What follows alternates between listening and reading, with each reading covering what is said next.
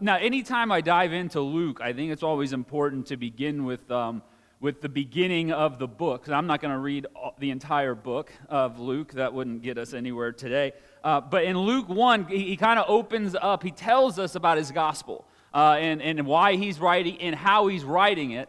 And that way, when we're reading the rest of Luke's stories and what he's telling us, we kind of have a frame for how that works. So real quick, in the beginning of Luke, this is how he opens up this gospel. It says, "Since many have undertaken to compile a narrative about the events that have been fulfilled among us, just as they were handed on to us by those whom from the beginning were eyewitnesses and servants of the word, I too decided as one having a grasp of everything from the start," which I would love to be able to say that, a grasp of everything from the start.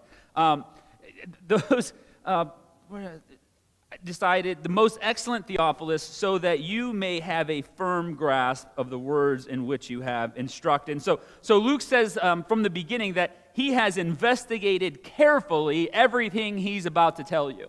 Right? Everything that he's going to share with us, he has investigated, he has talked to people, he's ordered the story so that people can have confidence. And when we read Luke, we go, oh, I can have confidence in what he's saying because of the way that he writes. And so it's really interesting.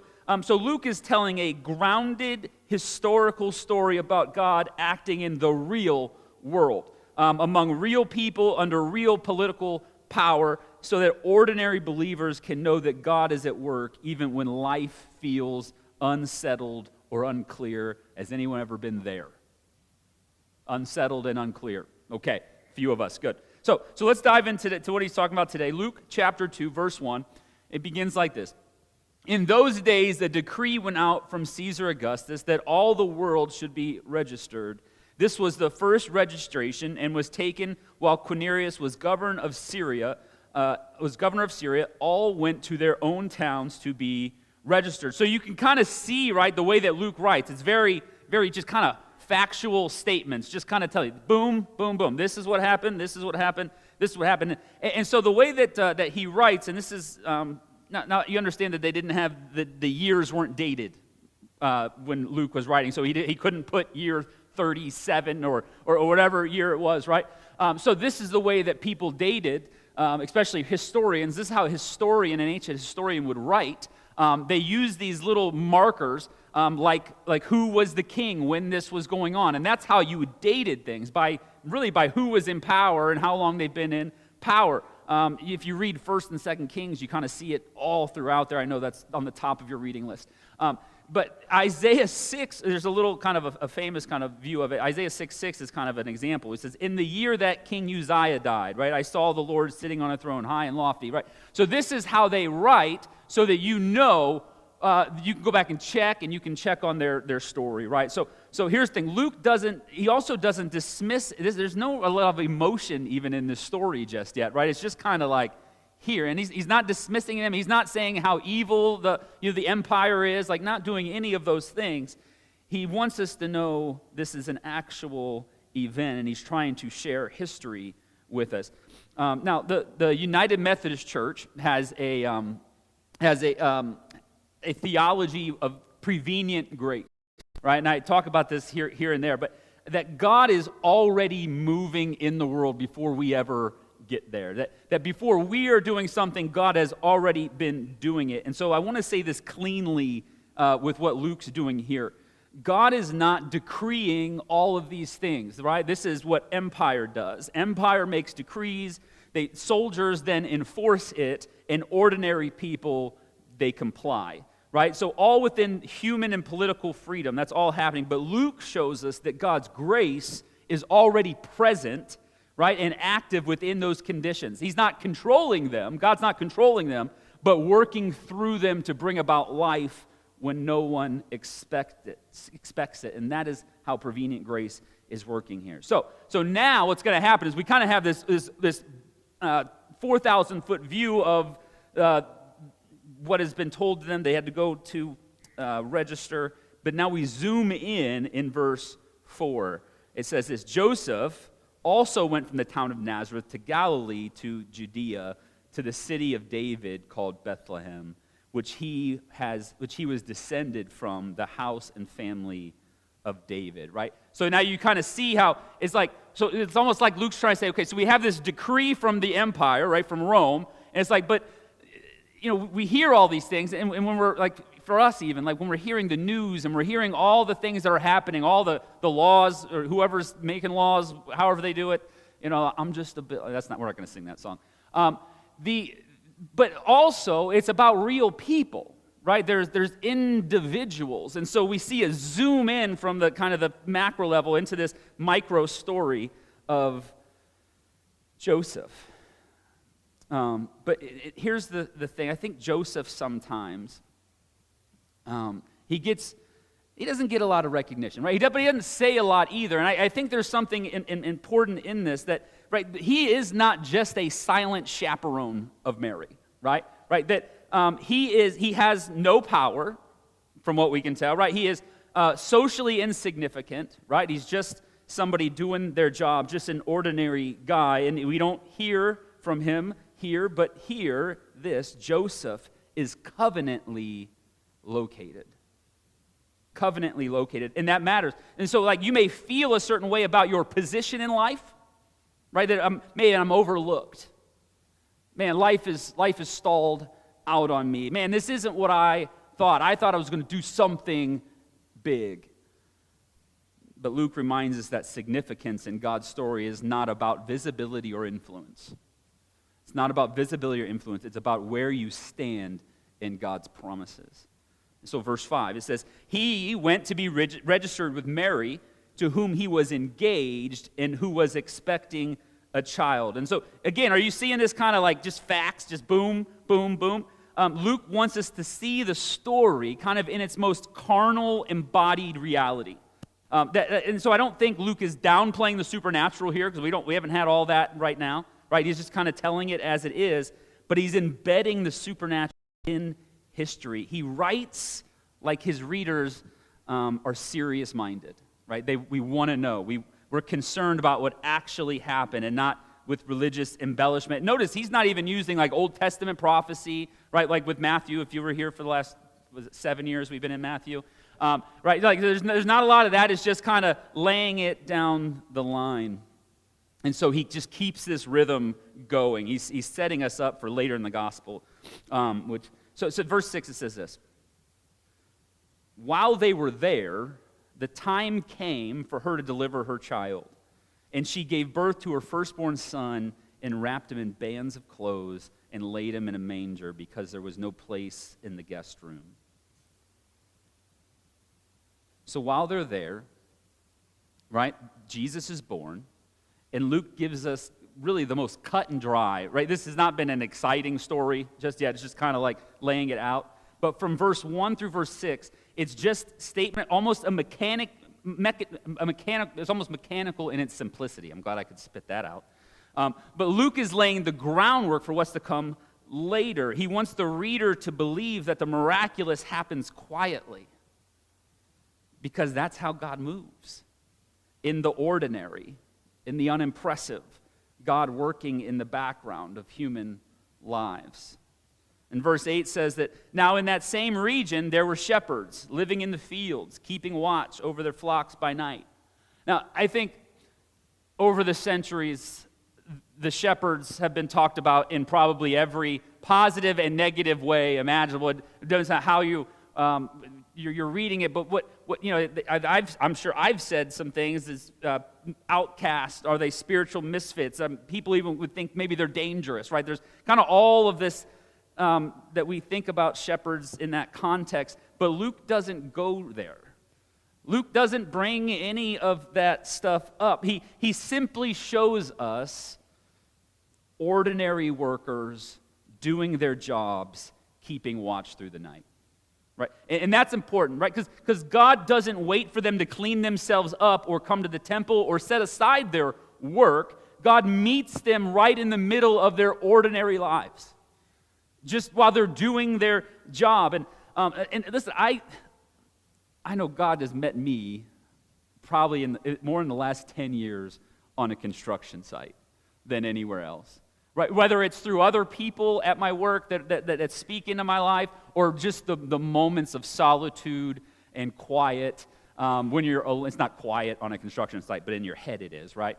But it's like that God meets me in those places.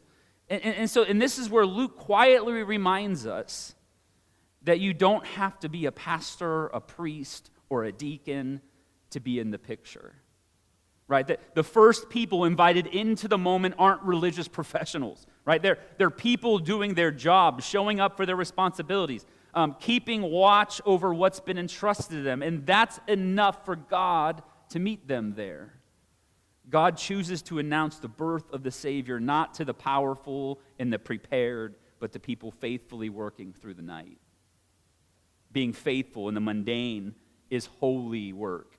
It doesn't feel like it. Anybody? It doesn't feel holy, just the mundane work, but it's where God meets God's people. So don't believe that your role is lesser than anyone else's. Verse 9. Then an angel of the Lord stood before them, and the glory of the Lord shone around them. They were terrified, but the angel said to them, "Do not be afraid, for see, I'm bringing you good news of great joy for all the people." So Luke notes right here that fear but he does not linger there, right? He moves, it's like they're afraid, and then he moves right past it. So what matters is how is not how the shepherds feel, but what's being announced in the middle of their ordinary night. When the angel speaks to the shepherds, Luke suddenly shifts the register of the story. The language of the announcement is not, and I didn't know this. This was so cool when I read this. And the guy's name is a theologian, Francis Bovon. I want to say Bovon. He says this. He says, Luke knows the Hebrew Bible roots of the word, and I'm going to try to say this, euangelizomai, all right, which is where we get evangelism, like it's kind of that core word.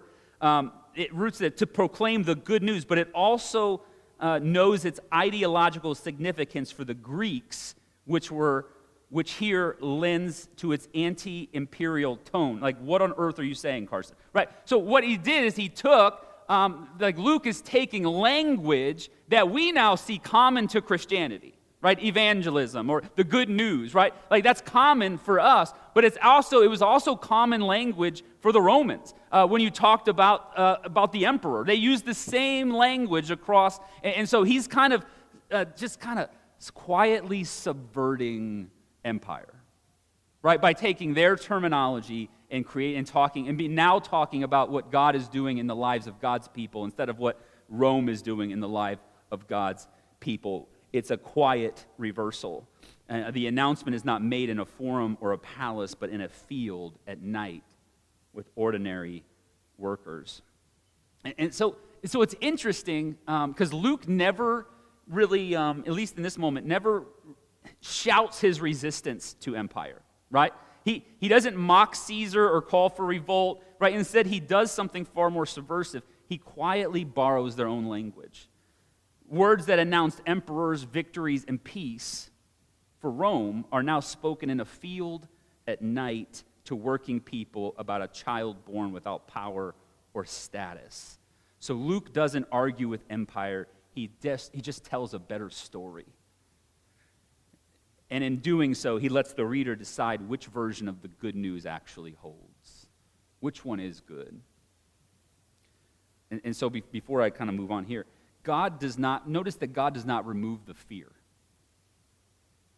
God doesn't remove the fear by pretending that things aren't hard.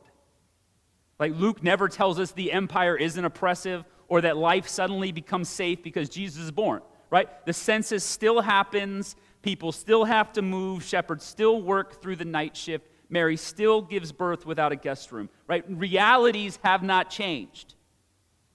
What changes is what that reality now means, right? So fear isn't answered with denial or distraction, but with an announcement that God is here.